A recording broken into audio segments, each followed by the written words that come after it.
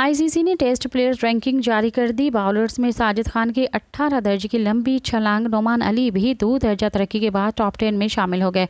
Jasprit Bumrah बदस्तूर sir फहरिस्त हैं, जबकि बैटर्स में रूट का पहला नंबर है।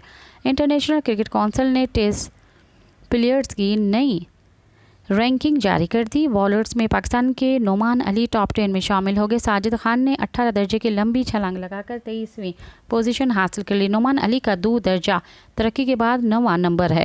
रिपोर्ट के मुताबिक भारत के जसप्रीत बुमराह बदस्तूर टेस्ट बॉलर्स में सरफहरिस्त हैं। सऊद 8वें और रिजवान 18वें नंबर पर आ गए हैं।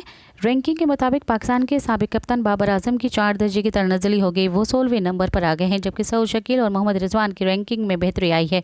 पाकिस्तान ने मुल्तान में खेले गए पहले टेस्ट मैच में वेस्ट इंडीज़ को 127 रन से शिकस्त दी थी, जिसमें पाकिस्तान की जानिब से तमाम 20 विकेटें स्पिनर्स ने हासिल की थी। सब्सक्राइब कयो अवामी न्यूज़ HD के ताज़ा तरीन ख़बरुन ला ॾिसंदा रहो अवामी न्यूज़ HD।